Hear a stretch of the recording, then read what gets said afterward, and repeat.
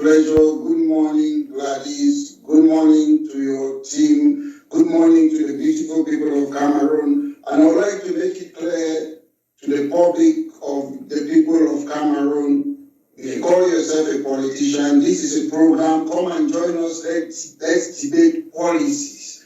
We don't want to be seen communicate or what. You should join us. Let's debate. Let people listen who have got the right policies to run that country. Politics is not just sit and hide somewhere they call you honorable. I want to see CPDM politician on this platform. I want to see SDF politician. I want to see their leaders. Don't send people and say, tell us why you're better off than Mr. Buea to run that country. That's why we're on this platform to analyze things that are happening in Cameroon, high prices, other things of presidential construction. I want Mr.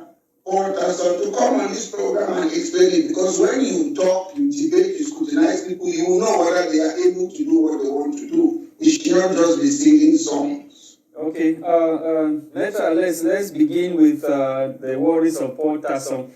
During the meeting, it emerged that France has not yet given the 40 billion she promised Cameroon in 2019. Then we go again.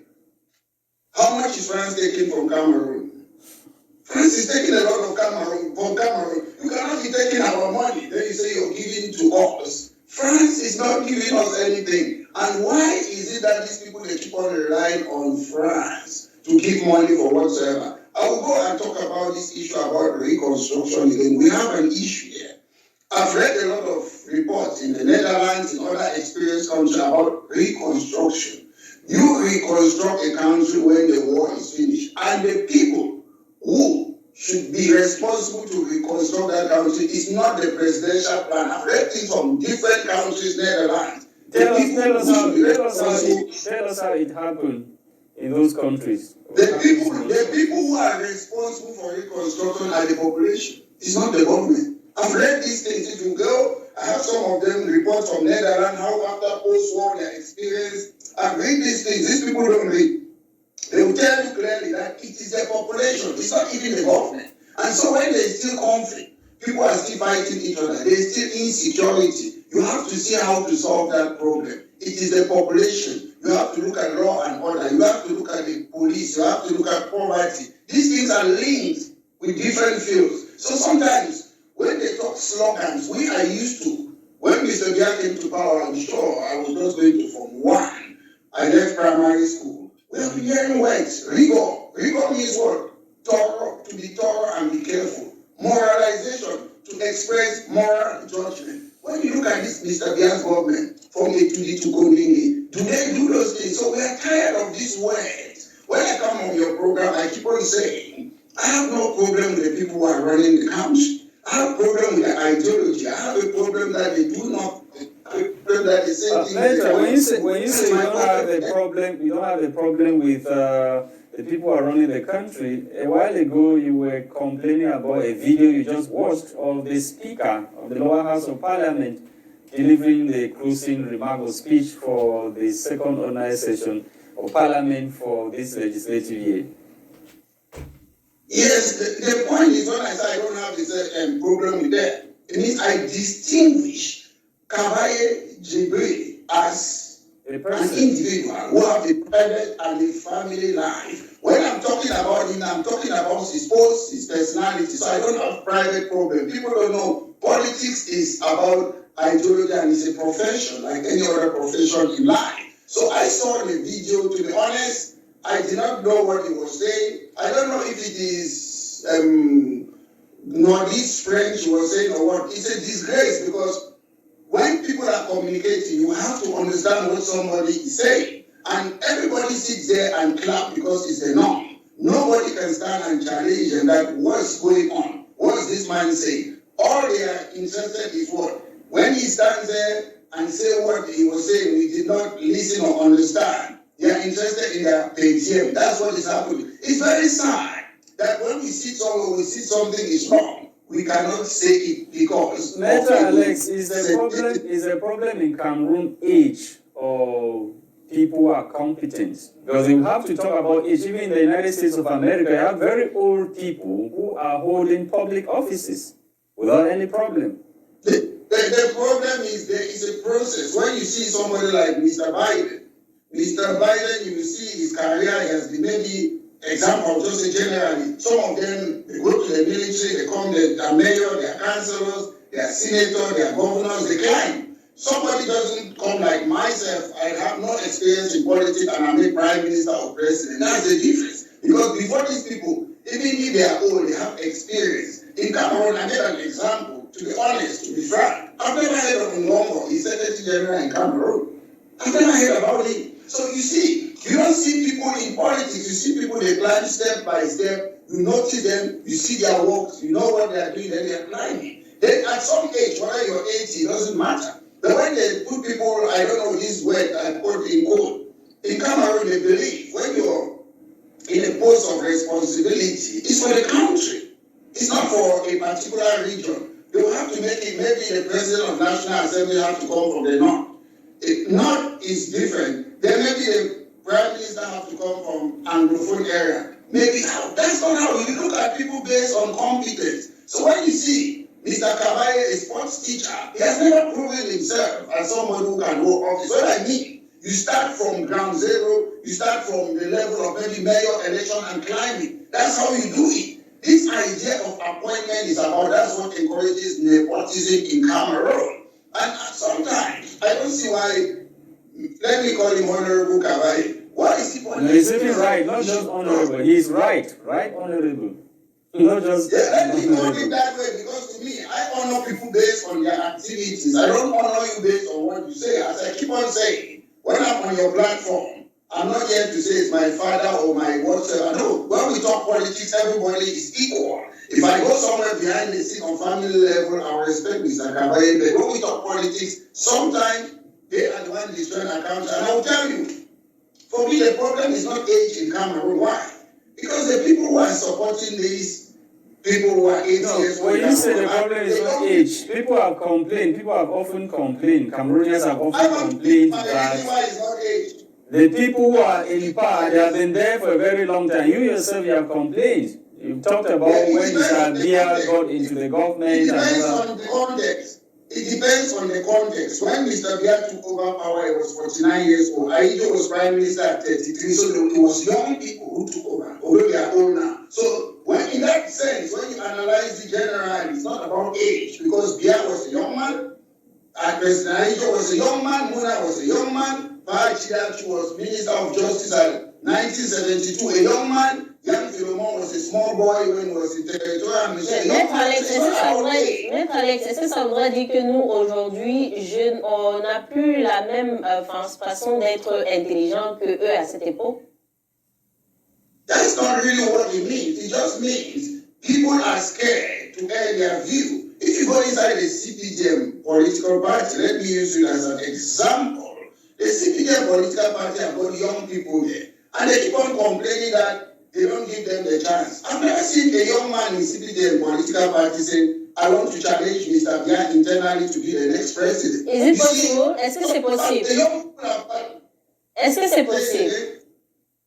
Why is it not possible? If I was a CPDM militant, I would read their rules and regulations, and I would tell them that I want to be the next president as a CPDM to challenge the chairman.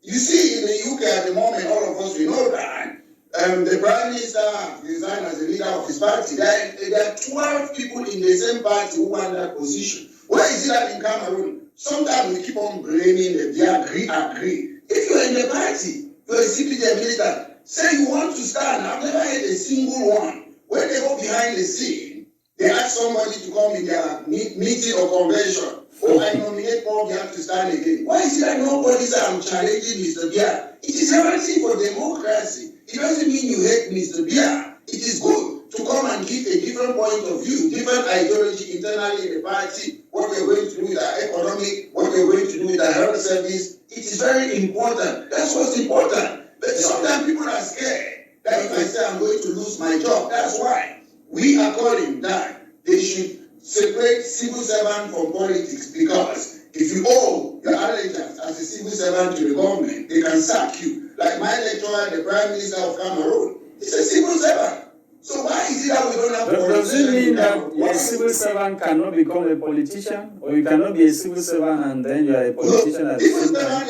Civil servants, they have to be impartial. They are working. But you are serving the public. If you are serving, you are like a servant of the nation. How has that got to do? That's why they say if you're working in an office, you have to be apolitical, you have to be impartial, you have to serve people regardless of your political opinion. So when you start do politics now, what happens now? You need to have to favor somebody. You can be a politician, but not a civil servant at the same time you go and become a politician. When you are teaching in a government university, you are a civil servant. They appoint a civil servant to be the prime minister. It doesn't work that way in modern democracy. You are the chief for a fund in a village. You are a fund of everybody. You go and join the party now. So you are discriminating among your people. Those are little things that we have to start changing in that country before we can know if we are moving towards the right direction. Yeah, let's talk COVID-19 management, management of COVID-19 funds, where CONAC has indicted anti-corruption units implanted in ministries for abating corruption. What do you have to say to that? CONAC indicting anti-corruption units implanted in ministries?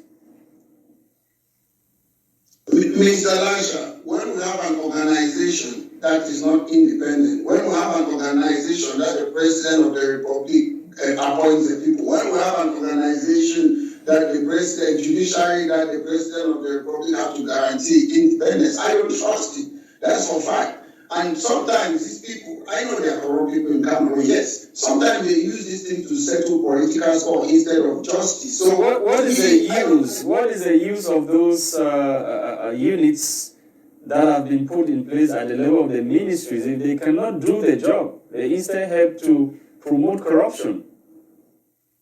I heard something that was very funny in Nigeria some time ago. They say when you fight corruption, corruption fights you back.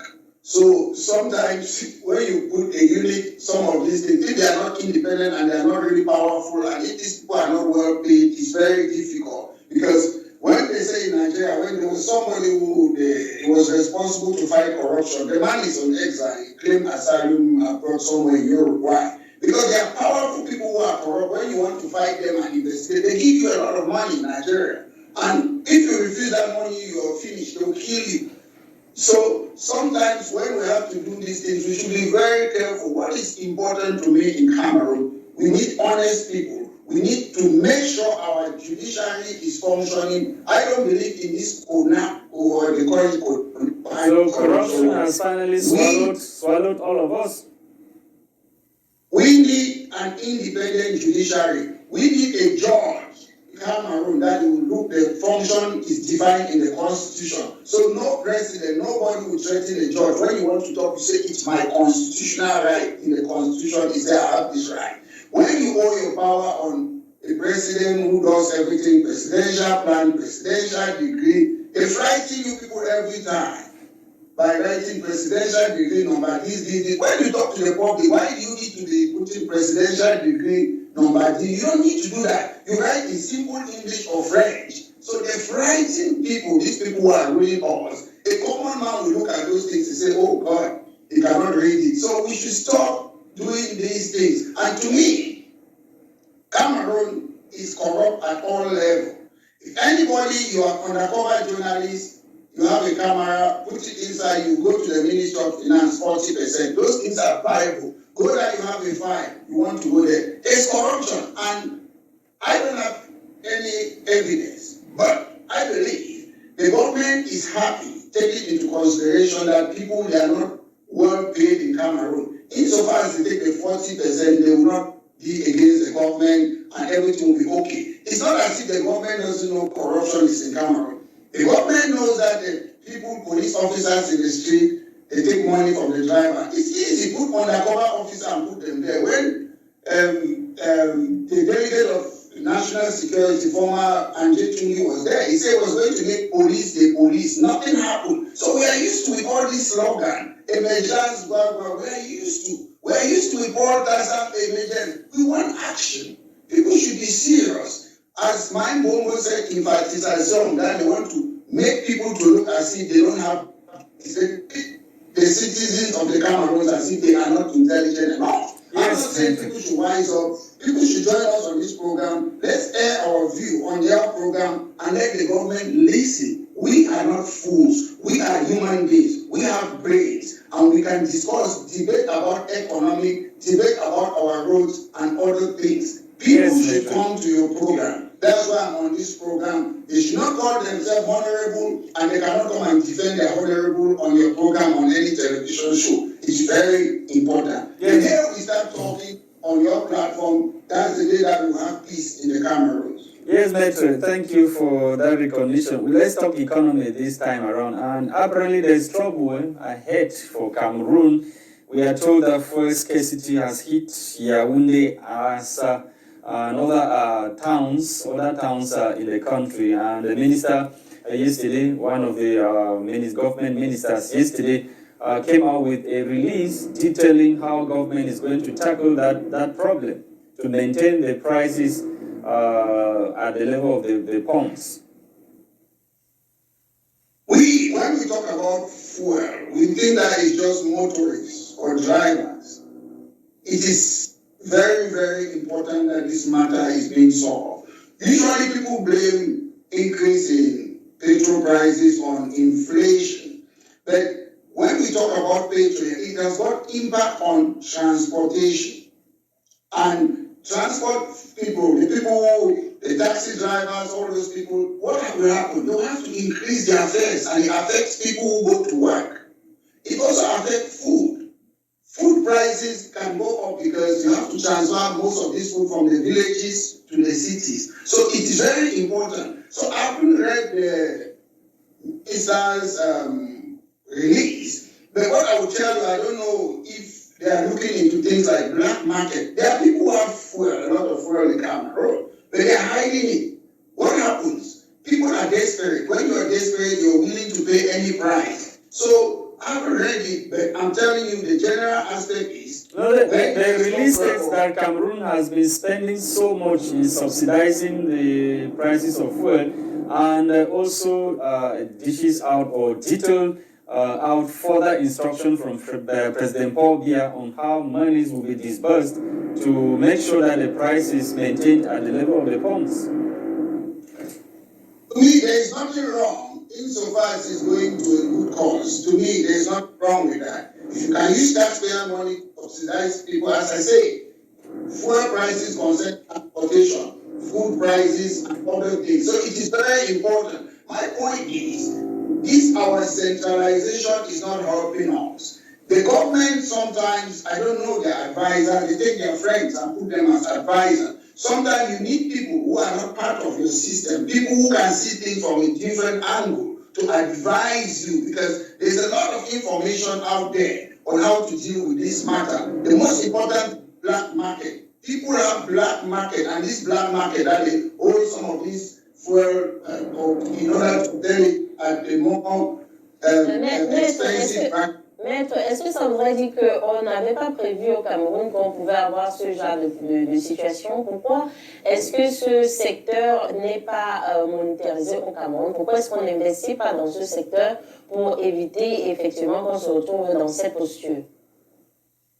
I don't know if people are I wouldn't really put it that we're not prepared in Cameroon, and I would have wished we were, because when you look at fuel prices, it's in Nigeria, it's in the UK, it's in Sri Lanka, it's almost all over the world. So I'm sure there's a cartel that they control these international prices. That's my view, because it's not only in Cameroon, but however, we should have been in a better position to say, look at us in the Cameroons. There's problem with fuel in other parts of the world. We are dealing with this thing in Cameroon, it's not affecting us. So we should not always hide behind something, because with all the oil that we have, Maitre, what is stopping us from refining our own crude oil? We have to import semi-finished hydrocarbons products. Mr. Lasha, there is what we call demand and supply. Sometimes people will hold and supply so that the prices should go up.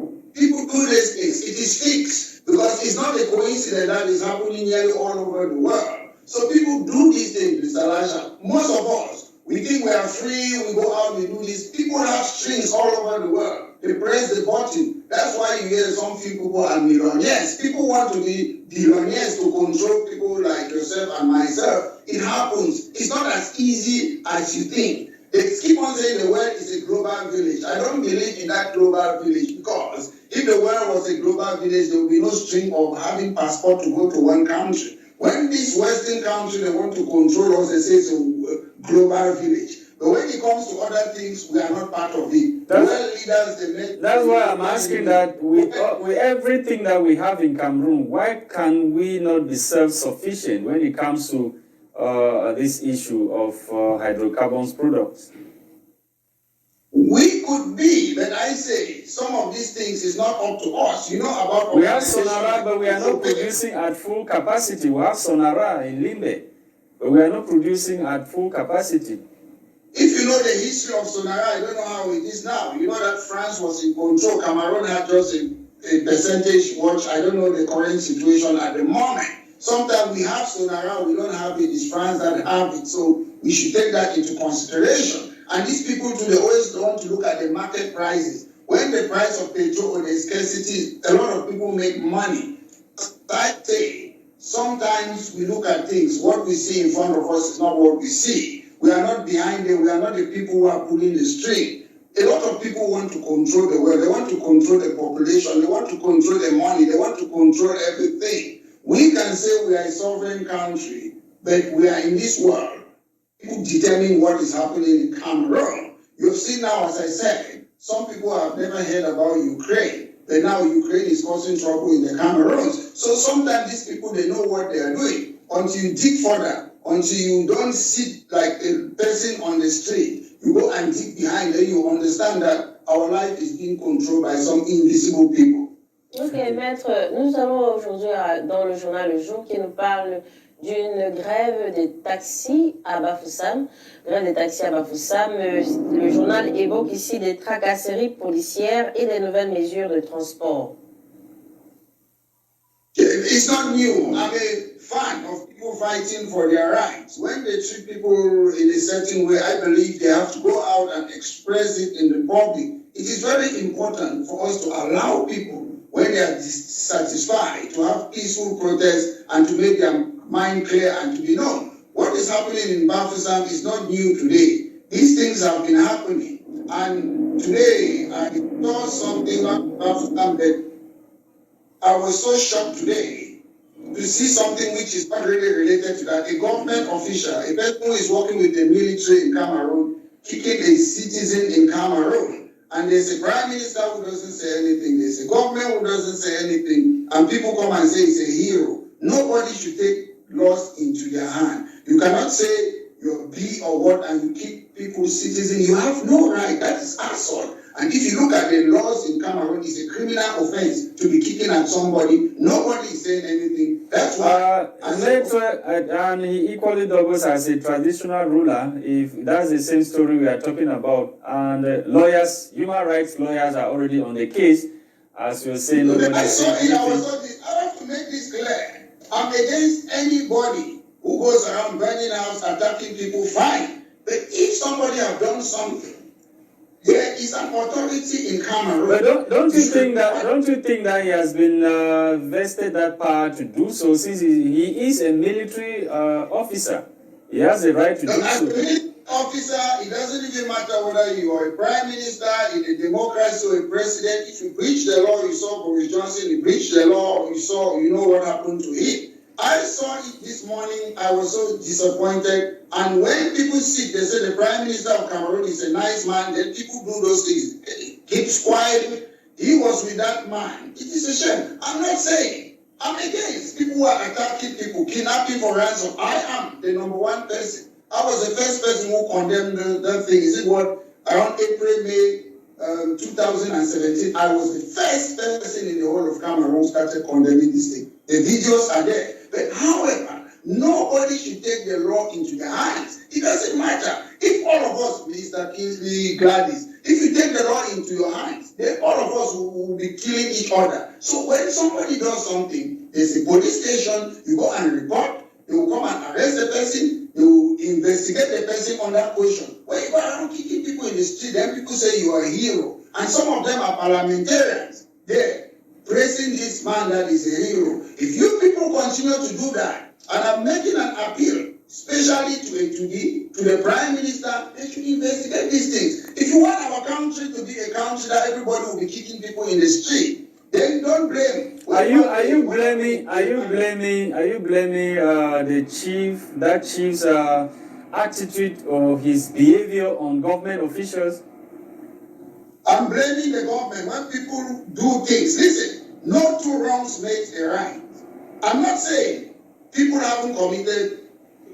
But he says he's fighting Amazonia. He says he's fighting Amazonia. Nobody has got a right to be kicking people in the street. That is jungle justice. Nobody, including myself. I condemn what people have been doing, kidnapping people for ransom, asking people's money. I've been doing that for more than 6 years, condemning those things. But nobody. We have a prime minister who says he's the head of government. We have a president. We have a governor. But unfortunately, when you have governor who call people that they are rats, how can the governor function? They go behind the scene and praise these people. I know people. I know parliamentarians. I was on your program one day. Immediately I finished, you asked me a question about somebody going around. A parliamentarian in Buea called me immediately that, oh, do you know what they have done to this man, kill the family? You cannot be a parliamentarian and supporting people to take the laws into their hands. Immediately I finished your program, he called. And they should not do that. And nobody is talking about it. If everybody goes around kicking each other, what a country. Okay. So sometimes I wonder what the people are doing there. We have police officers who should maintain law and order. Metro, you're a lawyer. Why can't you, engage a procedure for him to be tried? It's not about me. You have lawyers there. You have human rights organization in Cameroon. It's up to them. All I can sit sometimes here, I advise people, I can help them and say, this is what you want to do. But we live in a society where everybody is egoistic. Everybody wants to think about themselves. People don't think about other people. So if you see, most things I've been doing in my life, it's not about me. When I was fighting for Buea University, it was for the people. I've already Maitre Alex, don't you also think that the major national dialogue has failed? Because in one of the resolutions or recommendations you guys took at the major national dialogue, of which we were talking about reconstruction, there was also going to be reconstruction of the mind. Don't you think that the minds of those who are in the Northwest and Southwest have not been reconstructed yet? When you say we guys decided, the presidential plan decided, it's not us. And to me, my point differs from what these people are doing. Normally, there should have been a Truth and Reconciliation Commission. But it was part of those a committee, where Cardinal Tumi was part. Yes. Mr. Lasha, before I went there, they have already made their plan.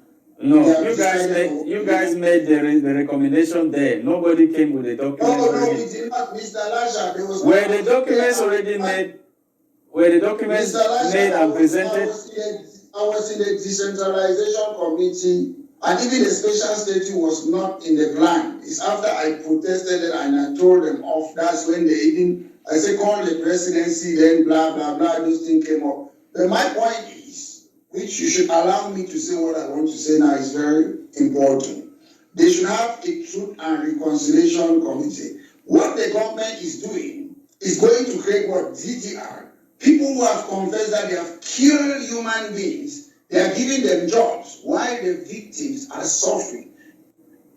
Government is encouraging criminals. I'm not a fan of the DDR.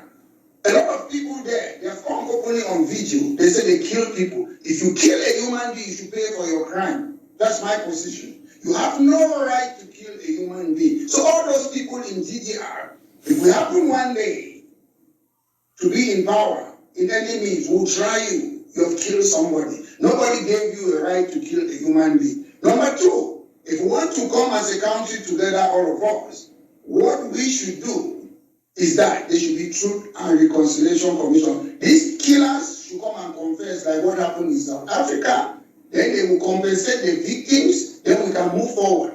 But when the government takes these killers who are in DDR, keep them there in the DDR, and they are giving them jobs. So why are you compensating crime? That's what the government is doing. I've told these guys in the DDR, when I talk this flag, I say, yes, I burn flag. It's not a criminal offense to burn a flag. The law says you can burn flag where I live. So when I say that, I've made it clear. If a human being, I don't care who kills somebody, nobody has the right to kill a human being. I'm against that. I will never support somebody who kills a human being. If you have a problem with somebody, there are so many means to solve it. We can debate, we can have differences without killing each other. That's always been my position. So you want a said individual to be arrested who is going about... Do you know something? What is the essence? Let me tell you. What is the No, essence? he made his point where he says he's fighting Ambazonians. That the people he go after are Ambazonians. It is not his remit. He's not the government of Cameroon. As a military man, he hasn't got right to do it. If it's a special operation that comes, let me say, as a keep on saying, come on, presidential, will be fine. But why is? Why? Somebody who has killed somebody, you're pampering them in the DDR. The Mancho BBC who did not kill a person, Galim who did not kill a person, and other people, they are in prison. But the people who kill people, they are your friends. They are in DDR. You're giving them a 5-star hotel called DDR. And one thing too, which I'm disappointed with the government, you should not take criminals and come and put them in Buea, where I was born. You should remove that DDR and put it in Yaounde. Buea is a quiet town. Why are you putting the DDR in Buea? These people, they go around knocking at people's door, begging them money, harassing people. The government should take DDR, they should put it in Vomega. That's what they should do. Ok, merci. Ok, maître Alex, nous allons quitter ce studio. Mais avant cela, il faudrait qu'on parle de ce sujet. Parlant du ministre de l'Éducation de base qui a annulé les affectations par le préfet du Mayo, Bagno.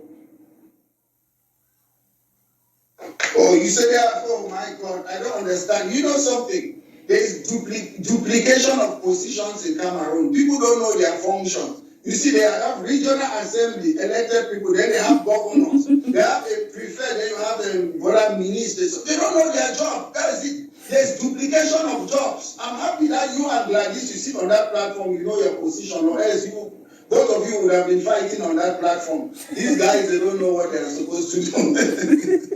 They don't know. Everybody thinks it's me. Their positions are not clearly defined. No, they are defined as per what President Paul Biya gives them. Just that some of them don't want to implement. Let them keep on saying President Paul Biya.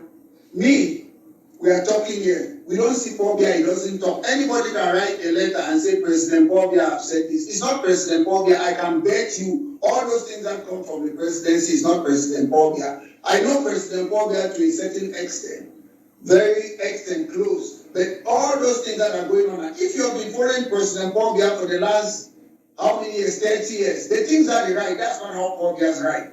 President Paul Biya's speech, that's not how his speech are. They have changed everything. If you have been following all the things that comes out from the presidency, it's people who have hijacked the presidency, then they are using President Paul Biya's name. They are using his name. He's not the one doing it. That's a fact. I can tell you, if you have been following Mr. Biya, that's not how Mr. Biya operates, rather. It's some people who are there, they are protecting, making sure they think if Biya is not there, it will be the end of them. So they have to use Mr. Biya as much as possible. To some extent, when I keep on saying on your program, as a private person, individual, I know Mr. Biya is a good man. But when he comes as president of the republic, that's where Mr. Biya fails. Okay, thank you, Maitre. Thank you so much for being with us. Thank you to televiewers on Media Prime for watching this other edition of the program produced for us by Christian Table.